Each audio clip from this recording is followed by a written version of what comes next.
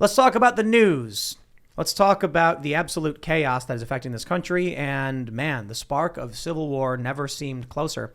We got this from the BBC. Now, I chose the BBC on purpose because it's not an American news outlet. So I was really interested in how they would frame it, especially considering kind of left establishment.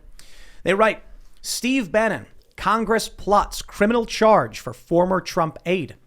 Mr. Bannon has been summoned to testify before the congressional panel investigating the riot on Thursday. He did not appear, prompting the head of the committee to schedule a Tuesday vote to hold him in criminal contempt. If convicted, Mr. Bannon faces a fine up to 1 year in prison. Democrats say he is trying to delay the probe. Mr. Bannon, a former right-wing media executive who became Mr. Trump's chief strategist, was fired from the White House. Yeah, we get it. He was asked to testify regarding his communication with Mr. Trump a week before the incident, as well as his involvement in discussing plans to overturn the election results that saw Joe Biden in the White House.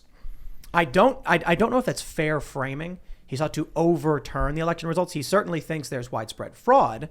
But what they're doing is there was this thing he said where he was like, I was there and I was talking with Trump right before the rally and like helped organize it or something. And they're trying to take that and reframe it as though he said he organized the riot, which he didn't. Now, the bigger thing here to me that's scary, establishment Democrats, and for all intents and purposes, Republicans, but they're actually Democrats, are now actually going after people. They're going after private citizens to force them to testify in their crackpot probe. This, if they actually come and arrest Bannon over this, it's like we're dangerously close, in my opinion, to a spark of some kind of civil war.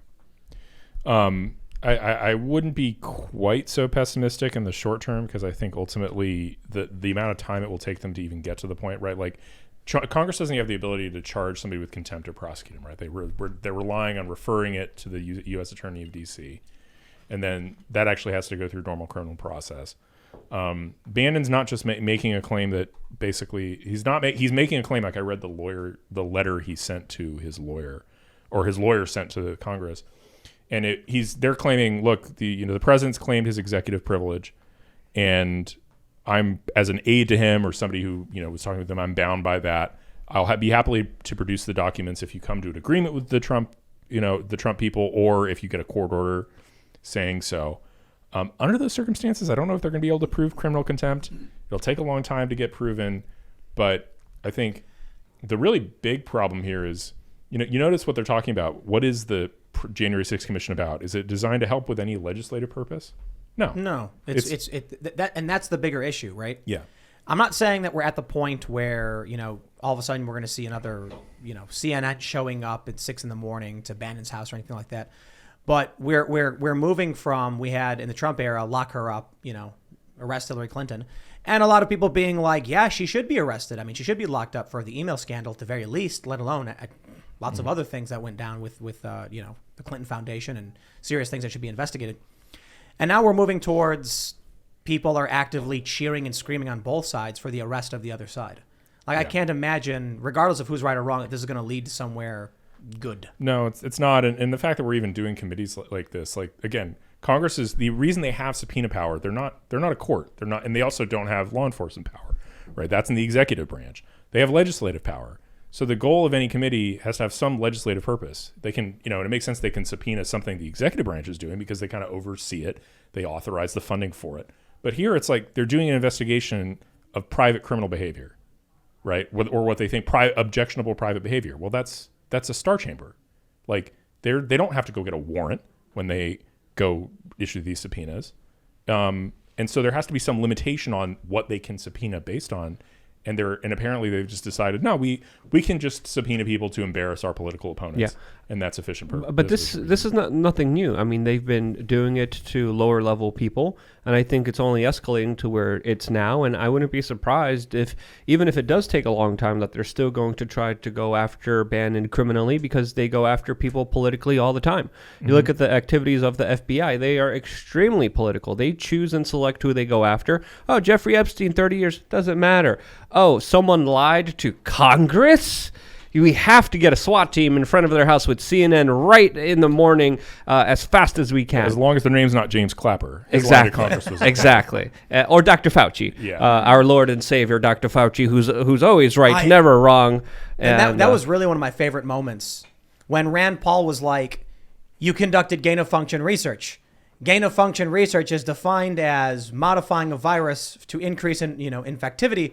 And then Fauci's like, we didn't do gain-of-function research. We just modified a virus for increased infectivity. He went full lawyer, right? Right. He went full like, I am being deposed. Fauci, who's normally like open in his language and very It is not a loose. door. Yeah. It is a large wooden object with a latch that when you turn a metal object, releases it, allowing that wooden plank to be moved. Yeah, and it's very different. It's just a coincidence that it's almost the same genetic sequence that we were asking for grant funding with the exact cleavage site, with the exact sickness that's going around the world right now. It's just, a coincidence.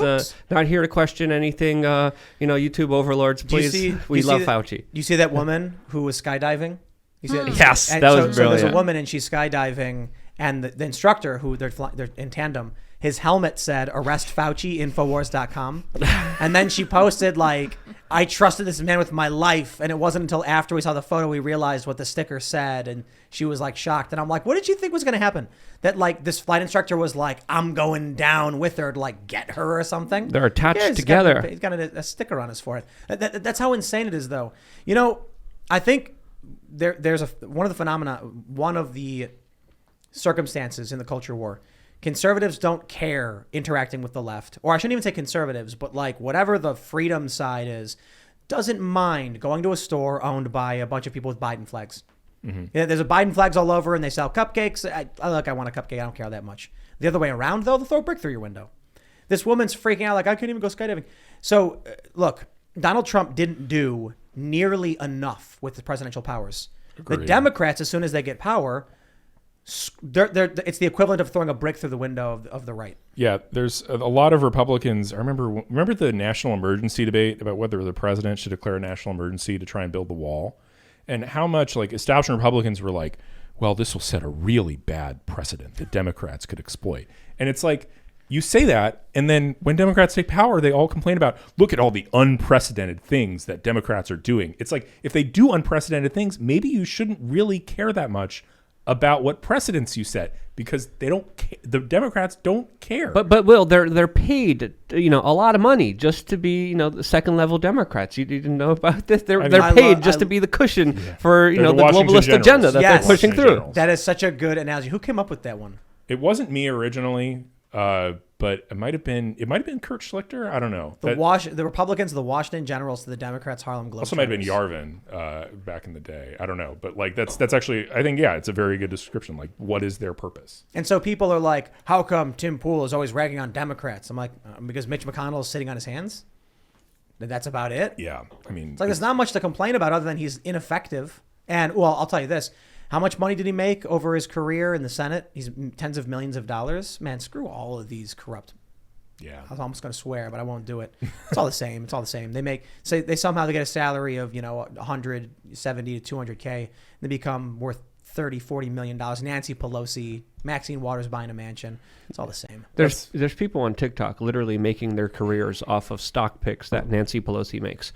The level of seriously, this is not funny. This is real. The amount of money that she made is absolutely insane. But what's happening to Bannon, I believe, is a part of a slippery slope, because we saw what happened politically when people on the left, when they were protesting for left issues, were arrested. They raised money for them. They got them out. They hired they elected prosecutors. George Soros dumped a huge amount of money into local politics, and they were able to rig the game where their people don't go to jail, their people don't get prosecuted.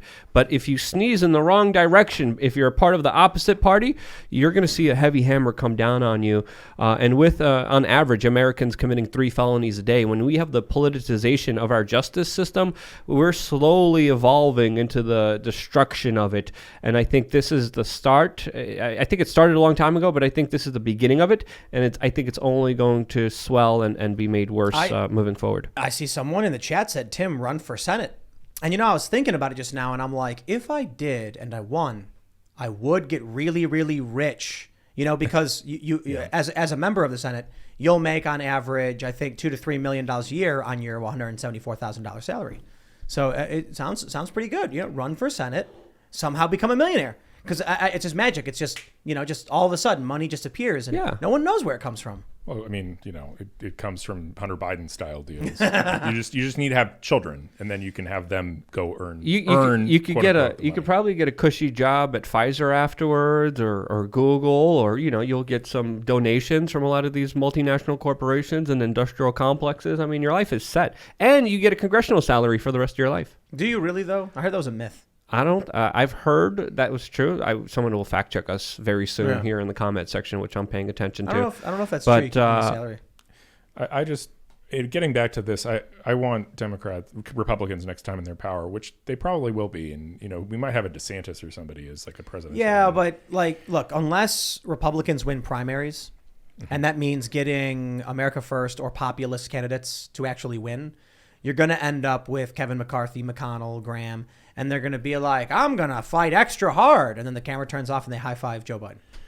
The Congress, I don't know how to fix the Congress problem, but I think, the executive branch is fixable in a world where a Republican executive branch was particularly ruthless in a way that made Democrats realize maybe we need to change the rules. But Trump, you mean? Not Trump. Trump is not the answer on that front. I mean, Trump was, not ruthless enough. Well, I mean, he was just like a novice pilot in a 747 cockpit. Like he didn't know what buttons to press. And like early on, he pressed some buttons really aggressively with like the travel ban and a few other things like that and got zapped. And so then he just kind of was like, I'm just going to put the thing on autopilot. Like when it comes to exercising his executive authority to try and like screw the other side, he's just like, no, I'm not doing that. And it's like, he could have pardoned a lot of people. He could have done so much with his power. And it's like, that's why one of the reasons I'm like, I want a lawyer next time, because this isn't, people are like, man, we need a deal maker. It's like, no, we're not making deals anymore. There's no deals to be made. This isn't bipartisan world. This is use the legal authority that you have available to you to cement your power and make the other side's lives miserable. Isn't DeSantis a lawyer? Yes. Okay, that's why you're saying Harvard that. Law degree. Thanks for checking out this clip from the Timcast IRL podcast. If you want to see the full show, come back to this channel, youtube.com/TimcastIRL, Monday through Friday at 8 p.m., where you can leave comments and super chat, and we actually will read your comments on the show. Don't forget to like, share, subscribe, and if you want exclusive members-only content, segments you can't get anywhere else, go to timcast.com, become a member, and we even have full bonus episodes. Thanks for hanging out, and we'll see you all next time.